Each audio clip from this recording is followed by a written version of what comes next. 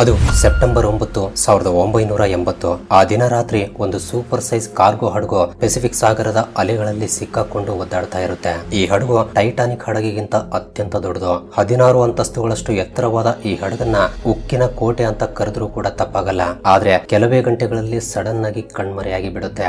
ಏನಾಗುತ್ತೆ, ಎಲ್ಲಿಗೆ ಹೋಗುತ್ತೆ ಎಂಬುದು ಯಾರಿಗೂ ಗೊತ್ತಾಗಲ್ಲ. ಅಂಡ್ ರೇಡಿಯೋ ಸಿಗ್ನಲ್ಸ್ ಕೂಡ ಬರಲ್ಲ. ಸಮುದ್ರದಲ್ಲಿ ತೇಲ್ತಾ ಇರುವ ಹಾಗೆ ಯಾವುದೇ ಅವಶೇಷ ಕೂಡ ಸಿಗಲ್ಲ. ಲಕ್ಷಾಂತರ ಟನ್ಗಳ ತೂಕದ ಈ ಹಡಗು ಯಾವುದೇ ಗುರುತಿಲ್ಲದೆ ಇದ್ದಕ್ಕಿದ್ದಂತೆ ಹೇಗೆ ಮಾಯವಾಯಿತು ಎಂಬುದು ಯಾರಿಗೂ ಅರ್ಥವಾಗಲ್ಲ. ಇದರಿಂದ ಅಂದಿನಿಂದ 20 ವರ್ಷಗಳವರೆಗೆ ಹಡಗು ಮುಳುಗಿ ಹೋಗಿದೆ ಎಂದು ಅಧಿಕಾರಿಗಳು ಮಾತ್ರವೇ ಅಲ್ಲ, ಇಡೀ ಪ್ರಪಂಚವೇ ನಂಬಿರುತ್ತೆ. ಆದ್ರೆ ಆ ಹಡಗಿನ ಸಿಬ್ಬಂದಿಯಲ್ಲಿದ್ದ ಒಬ್ಬ ವ್ಯಕ್ತಿಯ ತಂದೆ ಸತ್ಯವನ್ನ ಹುಡುಕೋಕೆ ಪ್ರಾರಂಭಿಸಿದಾಗ ಸಮುದ್ರದ ಕೆಳಗಡೆ ಅಡಗಿರುವ ಒಂದು ರಹಸ್ಯ ಪ್ರತಿಯೊಬ್ಬರನ್ನ ಆಶ್ಚರ್ಯಪಡಿಸುವಂತಿರುತ್ತೆ. ಹಾಗಾದ್ರೆ ನಿಜಕ್ಕೂ ಆ ಹಡಗು ಏನಾಯ್ತು? 20 ವರ್ಷಗಳವರೆಗೆ ಅದರ ಬಗ್ಗೆ ಯಾಕೆ ಒಂದು ಸುಳಿವು ಕೂಡ ಸಿಗಲ್ಲ? ಶಿಪ್ಪಿಂಗ್ ಇಂಡಸ್ಟ್ರಿಯನ್ನೇ ಬದಲಾಯಿಸಿದ ಈ ಘಟನೆಗೆ ಕಾರಣವೇನು ಎಂಬುದನ್ನ ಈಗ ನೋಡೋಣ ಬನ್ನಿ.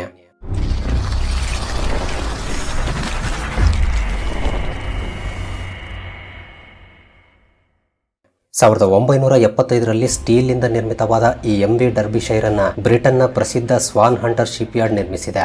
ಇದು 1.5 ಲಕ್ಷ ಟನ್ ಗಿಂತ ಹೆಚ್ಚು ಸರಕು ಸಾಗಿಸಬಲ್ಲ ಹಡಗು ಮತ್ತು 20 ವರ್ಷಗಳ ಹಿಂದಿನ ಹಡಗುಗಳಿಗಿಂತ 4 ಪಟ್ಟು ಹೆಚ್ಚು ಭಾರವನ್ನ ಸಾಗಿಸಬಲ್ಲದು. ಈ ಡರ್ಬಿಶೈರ್ ಒಂದು OBO ಕ್ಯಾರಿಯರ್ ಆಗಿತ್ತು. OBO ಕ್ಯಾರಿಯರ್ ಅಂದ್ರೆ ಇದರಲ್ಲಿ ಒಂದು ಕಡೆಯಿಂದ ಆಯಿಲ್ ಅನ್ನ ಮತ್ತು ಇನ್ನೊಂದು ಕಡೆಯಿಂದ ಐರನ್ ಓರ್ ಅನ್ನ ತುಂಬಿಕೊಂಡು ಹೋಗಬಲ್ಲ ಮಾಡರ್ನ್ ಟೈಮ್ ಹಡಗು.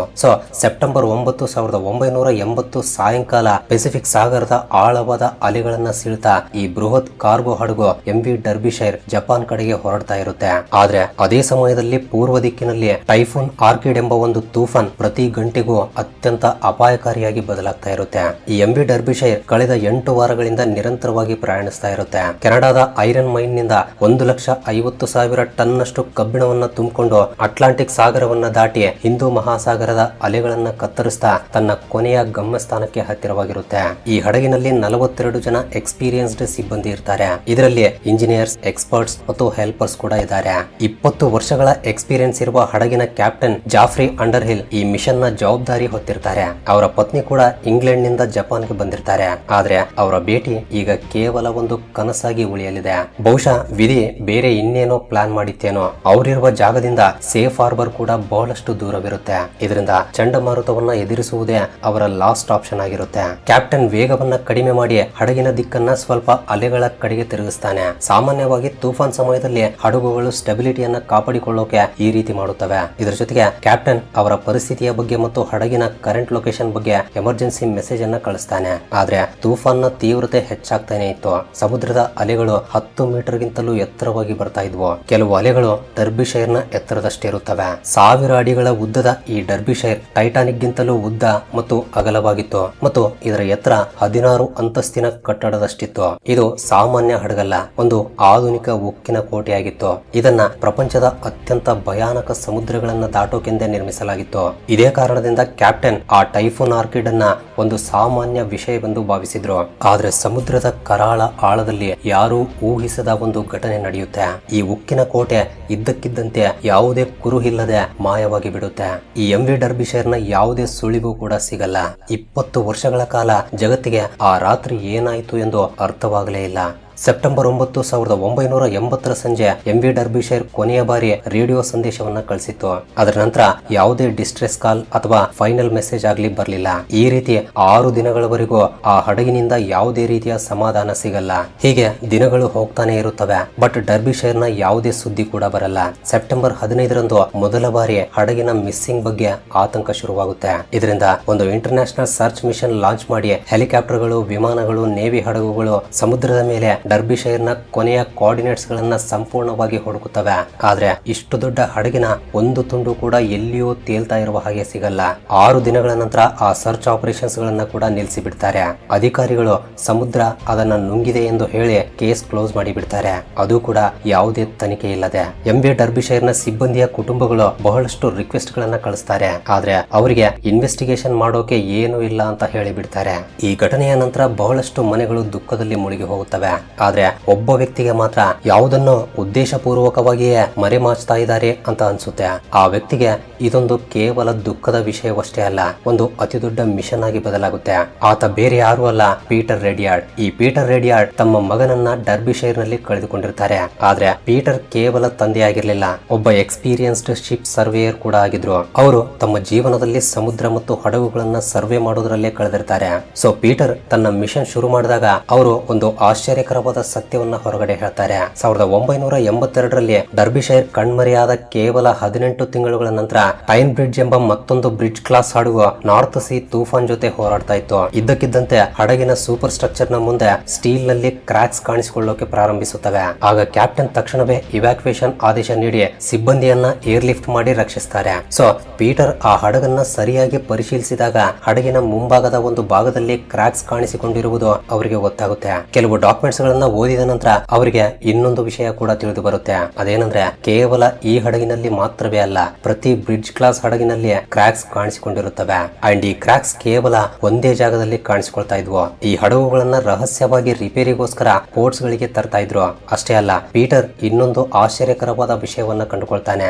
ಈ ಹಡಗುಗಳನ್ನ ಒರಿಜಿನಲ್ ಡಿಸೈನ್ ಪ್ಲಾನ್ಸ್ ಪ್ರಕಾರ ನಿರ್ಮಿಸಿರಲ್ಲ, ಕೆಲವು ಭಾಗಗಳನ್ನ ಅವಸರದಲ್ಲಿ ನಿರ್ಮಿಸಲಾಗಿದೆ ಎಂದು ಕಂಡುಕೊಳ್ತಾನೆ. ಸೊ ಎಂಬಿ ಡರ್ಬಿಶೈರ್ ನ ವಿಷಯದಲ್ಲೂ ಕೂಡ ಇದೇ ಆಗಿರಬಹುದು ಎಂದು ಡೌಟ್ ಹುಟ್ಟುತ್ತೆ. ಪೀಟರ್ ಹತ್ರ ಈಗ ಒಂದು ಎವಿಡೆನ್ಸ್ ಕೂಡ ಇದೆ. ಇದರಿಂದ ಎಂಬಿ ಡರ್ಬಿಶೈರ್ ನ ಇನ್ವೆಸ್ಟಿಗೇಷನ್ ಅನ್ನ ಮತ್ತೆ ರೀಓಪನ್ ಮಾಡಬಹುದು ಎಂದು ಭಾವಿಸಿ ಪೀಟರ್ ಈ ಎಲ್ಲಾ ಎವಿಡೆನ್ಸ್ ಗಳನ್ನ ಸಂಗ್ರಹಿಸಿ ಡಿಪಾರ್ಟ್ಮೆಂಟ್ ಆಫ್ ಟ್ರಾನ್ಸ್ಪೋರ್ಟೇಷನ್ ಗೆ ಕಳಿಸ್ತಾರೆ. ಆದ್ರೆ ಅವರು ಕ್ರಮ ತೆಗೆದುಕೊಳ್ಳುವ ಬದಲು ಡರ್ಬಿಶೈರ್ ನ ಮುಳುಗುವಿಕೆಯ ಬಗ್ಗೆ ಸರಿಯಾದ ಇನ್ವೆಸ್ಟಿಗೇಷನ್ ಈಗಾಗಲೇ ನಡೆದಿದೆ ಮತ್ತು ಹೊಸ ಎಂಕ್ವೈರಿಗೆ ಯಾವುದೇ ಪ್ಲಾನ್ ಇಲ್ಲ ಎಂದು ಹೇಳ್ತಾರೆ. ಆದ್ರೆ ಮೃತರ ಕುಟುಂಬಗಳು ಈ ವಿಷಯವನ್ನ ಬಿಡಲ್ಲ. 1984ರಲ್ಲಿ ಎಲ್ಲರೂ ಸೇರಿ ಡರ್ಬಿಶೈರ್ ಫ್ಯಾಮಿಲಿ ಅಸೋಸಿಯೇಷನ್ ಅನ್ನ ಫಾರ್ಮ್ ಮಾಡಿಕೊಳ್ತಾರೆ. ಇದರ ಏಕೈಕ ಉದ್ದೇಶ ಸತ್ಯವನ್ನ ಹೊರಗೆ ತರೋದು. ನವೆಂಬರ್ 1986ರಲ್ಲಿ ಕೂಲೂನ್ ಬ್ರಿಡ್ಜ್ ಎಂಬ ಮತ್ತೊಂದು ಬ್ರಿಡ್ಜ್ ಕ್ಲಾಸ್ ಹಡಗು ಐಲ್ಯಾಂಡ್ ಕೋಸ್ಟ್ ಬಳಿ ಸಮುದ್ರದಲ್ಲೇ ಕ್ರಾಕ್ಸ್ ಬರೋದ್ರಿಂದ ನೆಲಕ್ಕೆ ಅಪ್ಪಳಿಸಿ ಬಿಡುತ್ತೆ. ಈ ಕೂಲೂನ್ ಬ್ರಿಡ್ಜ್ 6 ಬ್ರಿಡ್ಜ್ ಕ್ಲಾಸ್ ಹಡಗುಗಳಲ್ಲಿ ಕೊನೆಯದು. ಇದರಲ್ಲೂ ಕೂಡ ಪೀಟರ್ ಬೇರೆ ಹಡಗುಗಳಲ್ಲಿ ಕಂಡುಕೊಂಡ ಸ್ಪೆಷಲ್ ರಿಪೇರಿ ಕೆಲಸ ಆಗಿರಲಿಲ್ಲ. ಸೊ ಈ ಬಾರಿ ಬ್ರಿಟಿಷ್ ಸರ್ಕಾರ ಈ ವಿಷಯವನ್ನ ಸುಮ್ಮನೆ ಬಿಡಲ್ಲ, ಹೊಸ ಇನ್ವೆಸ್ಟಿಗೇಷನ್ ಓಪನ್ ಮಾಡೋಕೆ ನಿರ್ಧರಿಸುತ್ತೆ. 6 ತಿಂಗಳುಗಳವರೆಗೆ ವಿವಿಧ ಎಕ್ಸ್ಪರ್ಟ್ಸ್ ಈ ಇನ್ವೆಸ್ಟಿಗೇಷನ್ ನಲ್ಲಿ ತಮ್ಮ ಅಭಿಪ್ರಾಯಗಳನ್ನ ನೀಡ್ತಾರೆ. ಕೆಲವರು ಡಿಸೈನ್ ನಲ್ಲಿ ಸಮಸ್ಯೆ ಇದೆ ಅಂತ ಹೇಳಿದ್ರೆ, ಇನ್ನು ಕೆಲವರು ಸಮುದ್ರದ ತಪ್ಪು ಅಂತ ಹೇಳ್ತಾರೆ. ಆದ್ರೆ ಈ ಇನ್ವೆಸ್ಟಿಗೇಷನ್ ನಲ್ಲಿ ಪೀಟರ್ ನ ಸಾಕ್ಷಿಗಳಿಗೆ ಯಾವುದೇ ಗಮನ ನೀಡಲ್ಲ. ಆತನ ಸಾಕ್ಷಿಗಳು ನೇರವಾಗಿ ಸ್ಟ್ರಕ್ಚರ್ ಫೇಲ್ಯೂರ್ ಗಳನ್ನ ತೋರಿಸ್ತಾ ಇರೋದ್ರಿಂದ ಅವುಗಳನ್ನ ಯೂಸ್ಲೆಸ್ ಅಂತ ಹೇಳಿಬಿಡ್ತಾರೆ. ಇನ್ವೆಸ್ಟಿಗೇಷನ್ ರಿಪೋರ್ಟ್ ನಲ್ಲಿ ಎಂಬಿ ಡರ್ಬಿಶೈರ್ ಮತ್ತು ಬ್ರಿಡ್ಜ್ ಕ್ಲಾಸ್ ಹಡಗುಗಳಲ್ಲಿ ಯಾವುದೇ ಸ್ಟ್ರಕ್ಚರ್ ಫೇಲ್ಯೂರ್ ಪ್ರೂಫ್ ಕಂಡು ಬಂದಿಲ್ಲ ಎಂದು ಡರ್ಬಿಶೈರ್ ಕೇವಲ ಸಮುದ್ರದ ಅಲೆಗಳಿಗೆ ಬಲಿಯಾದ ಇನ್ನೊಂದು ಹಡಗು ಎಂದು ಹೇಳ್ತಾರೆ. ಆದ್ರೆ ಕಳೆದ ಹಲವು ವರ್ಷಗಳಿಂದ ಈ ಹೋರಾಟ ನಡೆಸ್ತಾ ಇದ್ದ ಆ ಕುಟುಂಬಗಳು ಯಾವತ್ತೂ ಕೂಡ ಧೈರ್ಯವನ್ನ ಕಳೆದುಕೊಳ್ಳೋದಿಲ್ಲ. ನಂತರ 1994ರಲ್ಲಿ ಇಂಟರ್ನ್ಯಾಷನಲ್ ಟ್ರಾನ್ಸ್ಪೋರ್ಟ್ ವರ್ಕರ್ಸ್ ಫೆಡರೇಷನ್ ನೊಂದಿಗೆ ಸೇರ್ಕೊಂಡು ಒಂದು ಪ್ರೈವೇಟ್ ಇನ್ವೆಸ್ಟಿಗೇಷನ್ ಟೀಮ್ ಅನ್ನ ಫಾರ್ಮ್ ಮಾಡ್ತಾರೆ.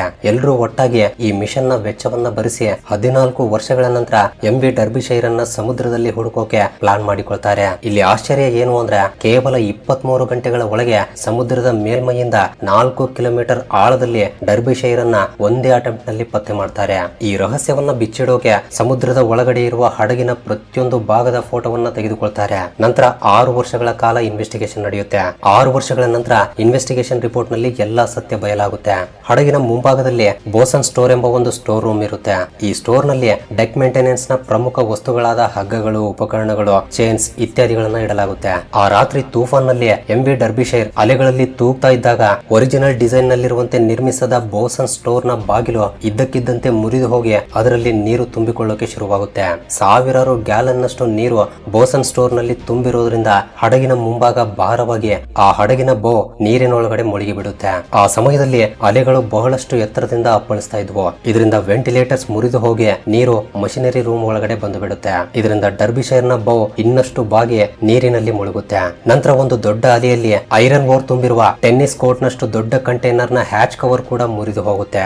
ಈ ರೀತಿ ಫಸ್ಟ್ ಒಂದು ಕಂಟೈನರ್ ನಲ್ಲಿ ನೀರು ತುಂಬಿ ಬಿಡುತ್ತೆ. ಇದರಿಂದ ಮುಂದಿನ ಭಾಗ ಮತ್ತಷ್ಟು ಕೆಳಗೆ ಹೋಗುತ್ತೆ. ನೋಡ್ತಾ ಇದ್ದಂತೆ ಎಲ್ಲಾ ಕಂಟೈನರ್ ಗಳು ಒಂದೊಂದಾಗಿ ನೀರಿನೊಳಗೆ ಮುಳುಗಿ ಹೋಗಿ ಬಿಡುತ್ತವೆ. ನಂತರ ನಿಧಾನವಾಗಿ ಬ್ರಿಟನ್ ನ ಅತಿ ದೊಡ್ಡ ಹಡಗಾಗಿರುವ ಡರ್ಬಿಶೈರ್ ನ ವೆಸಲ್ ಪೆಸಿಫಿಕ್ ಸಾಗರದ ಕತ್ತಲೆಯಲ್ಲಿ ಮುಳುಗಿ ಬಿಡುತ್ತೆ. ಈ ರೀತಿ ಈ ಎಲ್ಲಾ ವಿಷಯಗಳನ್ನ ಇನ್ವೆಸ್ಟಿಗೇಷನ್ ರಿಪೋರ್ಟ್ ಮುಖಾಂತರ ಪ್ರಕಟಿಸಿದಾಗ ಈ ಎಲ್ಲಾ ಬ್ರಿಡ್ಜ್ ಕ್ಲಾಸ್ ಹಡಗುಗಳಲ್ಲಿ ಅವುಗಳ ಬೋಸನ್ ಸ್ಟೋರ್ ಬಳಿ ಕ್ರಾಕ್ಸ್ ಹೊಂದಿದ್ವು. ಎಲ್ಲಾ ಹ್ಯಾಚ್ ಕವರ್ ಗಳು ವೀಕ್ ಆಗಿದ್ವು ಮತ್ತು ಈ ಹಡಗುಗಳನ್ನ ನಿರ್ಮಿಸಿದ ಕಂಪನಿ ಸ್ಟ್ಯಾಂಡರ್ಡ್ ಗೆ ತಕ್ಕಂತೆ ತಯಾರಿಸಿರಲಿಲ್ಲ ಎಂದು ತಿಳಿದು ಬಂದಿದೆ. ಸ್ಟಾರ್ಟಿಂಗ್ ಅಲ್ಲಿ ಮೃತರ ಕುಟುಂಬಗಳು ಹಡಗಿನಲ್ಲಿ ದೊಡ್ಡ ಸ್ಟ್ರಕ್ಚರ್ ಫೇಲ್ಯೂರ್ ಇತ್ತು ಎಂದು ಭಾವಿಸಿದ್ರು. ಆದ್ರೆ ಇನ್ವೆಸ್ಟಿಗೇಷನ್ ನಲ್ಲಿ ಯಾವುದೇ ರೀತಿಯ ಮೇಜರ್ ಡಿಸೈನ್ ಫಾಲ್ಟ್ ಇಲ್ಲ, ಸಣ್ಣ ಪುಟ್ಟ ನಿರ್ಲಕ್ಷ್ಯಗಳಿಂದ ಒಂದು ಮಹಾನ್ ಉಕ್ಕಿನ ಕೋಟೆ ಮುಳುಗಿ ಹೋಗಿದೆ ಎಂದು ತಿಳಿದು ಬಂದಿದೆ. 1970ರ ದಶಕದಲ್ಲಿ ಪ್ರತಿ ವರ್ಷ ಅನೇಕ ಹಡಗುಗಳು ಮುಳುಗ್ತಾ ಇದ್ವು. ಅಧಿಕಾರಿಗಳಿಗೆ ಇದೊಂದು ಸಾಮಾನ್ಯ ವಿಷಯವಾಗಿತ್ತು.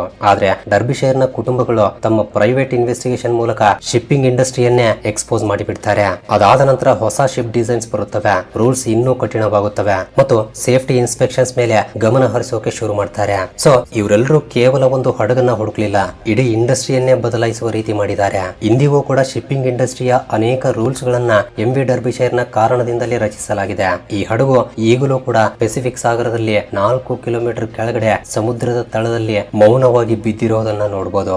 ಸೊ ಇದು ಫ್ರೆಂಡ್ಸ್ ಈ ವಿಡಿಯೋಗೆ ಇಷ್ಟೇ. ಈ ವಿಡಿಯೋಗೆ ನೀವೆಲ್ಲರೂ ಲೈಕ್ ಕೊಟ್ಟು ಶೇರ್ ಮಾಡ್ತೀರಿ ಅಂತ ಭಾವಿಸ್ತೀನಿ. ಅಂಡ್ ಫಸ್ಟ್ ಟೈಮ್ ನೋಡ್ತಾ ಇರೋರು ತಪ್ಪದೆ ನಮ್ಮ ಚಾನಲ್ ಅನ್ನ ಸಬ್ಸ್ಕ್ರೈಬ್ ಮಾಡ್ಕೊಳ್ಳಿ.